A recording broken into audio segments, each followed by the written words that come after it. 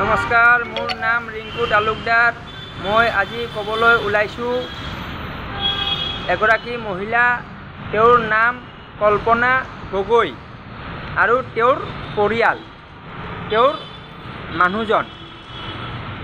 মানুহজনৰ বিষয়ে মই আজি ভিডিঅ'ত কিছু কথা উল্লেখ কৰিব বিচাৰিছোঁ। এই কল্পনা গগৈ নামৰ মহিলাজনী শিৱসাগৰ জিলাৰ নাজিৰাৰ বাসিন্দা, নাজিৰাৰ ONGC চৌহদৰ আৱাসিক এলেকাৰ বাসিন্দা।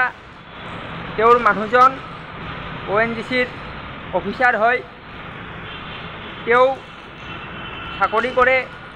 সেই সূত্ৰে তেওঁ ONGCৰ বাসভৱন পাইছে। তেওঁ নিজৰ ঘৰৰ আশে পাশে থকা যিখিনি মাটি, মানে আৱাসিক এলেকাবোৰত আপোনাৰ নিজৰ কোৱাৰ্টাৰৰ কাষত অলপ অলপ মাটি থাকে। সেই মাটিখিনিত তেওঁ জংঘল চাফা কৰি কিনে খেতি কৰে। এই যে মই ক'লোঁ জংঘল চাফা কৰে বুলি, এই কামটো তেওঁ নিজে কৰে। আৰু এতিয়া চাওক, মই তেওঁৰ চিন্তাটোত মানে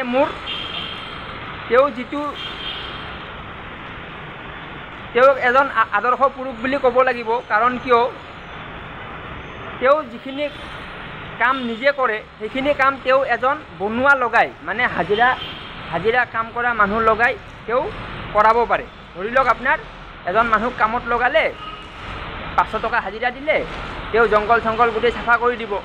কিন্তু তেওঁ সেইটো মানে কৰা নাই। কিয় কৰা নাই? কাৰণ তেওঁ জানে, তেওঁ এজন জনা মানুহ হয়। তেওঁ জানে যে যদি সেইটো মই কৰোঁ তেতিয়াহ'লে মোৰ পৰিশ্ৰমটো নহ'ব, আৰু তেওঁৰ পৰিশ্ৰমটো হোৱাৰ মানে তেওঁৰ শাৰীৰিক ব্যায়াম এটা হ'ব।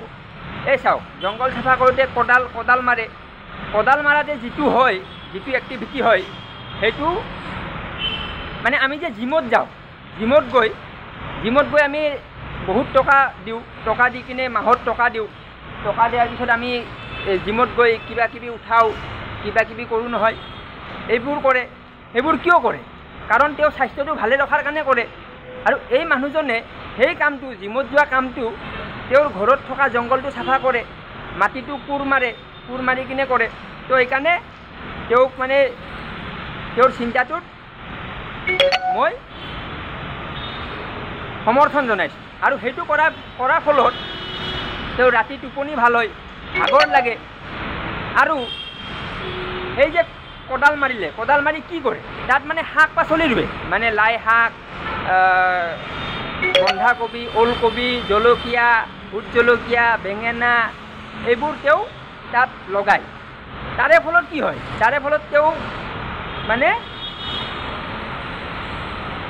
জৈৱিক খাদ্য মানে আপোনাৰ সাৰ নিদিয়া, আমাৰ বজাৰত যিবোৰ খাওঁ সেইবোৰ আমি সাৰ দিয়া খাদ্য খাওঁ। তো তেওঁ সাৰ দিয়া খাদ্যটো নাখায়, তেওঁ পিয়ৰ খাদ্যটো খায়, মানে যিটো আপোনাৰ ইংলিছত এইটো কি কয় মই অহা নাই মনলৈ। তো সেই খাদ্যটো খায়। তাৰপিছত তো তাৰে ফলত কি হ'ল? নিজৰ শাৰীৰিক ব্যায়াম হ'ল, খাদ্যটো ভাল খাব পালে, আৰু তেওঁৰ সময়টো অতিবাহিত হ'ল। মানে যিখিনি তেওঁৰ কামৰ বাহিৰৰ সময়, অৱসৰ বিনোদনৰ সময়, সেই সময়খিনি তেওঁ তেনেকৈ কটালে। তেওঁ মানসিকভাৱে সুস্থ থাকিলে, শাৰীৰিকভাৱেও সুস্থ থাকিলে। আকৌ ইয়াৰ ফলত আৰু এটা হৈ আছে, সেইটো হ'ল কি, এজন মানুহে যদি নিজৰ প্ৰয়োজনীয় শাক পাচলিখিনি নিজে ৰুই কৰে, তেতিয়া মানে মূল্যবৃদ্ধি হ্ৰাস পাব। এইটো বহুত ইকনমিক্সৰ বহুত ডাঙৰ ফৰ্মুলা হয়।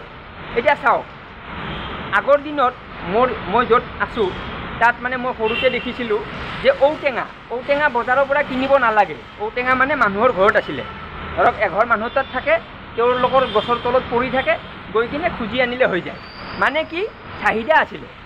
মানে কি আপোনাৰ এইটো কি কয়, ডিমাণ্ড আৰু চাহিদা, আৰু মানে এইটো ধৰক যিমান প্ৰয়োজন সিমানখিনি সেই অঞ্চলৰ মানুহৰ থাকে।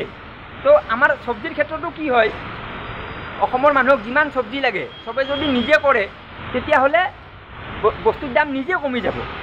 এইটো মানে এটা ফৰ্মুলাই হয়। কিন্তু আমাৰ বস্তুৰ দাম বাঢ়ে কিয়? এই যে খোৱা মানুহ বহুত, কিন্তু কৰা মানুহ নাই। আমি ধৰক যিবিলাক খাওঁ সেইবিলাক আমাৰ নাই কাৰণে আমি বজাৰত কিনিব যাওঁ। বজাৰত কিনিব যাওঁ কাৰণে তাৰ চাহিদা যিমান বেছি কাৰণে তাৰ মূল্য বেছি হৈ যায়। এইটো হ'ল প্ৰাইচ হাইকৰ মানে এটা ফৰ্মুলা।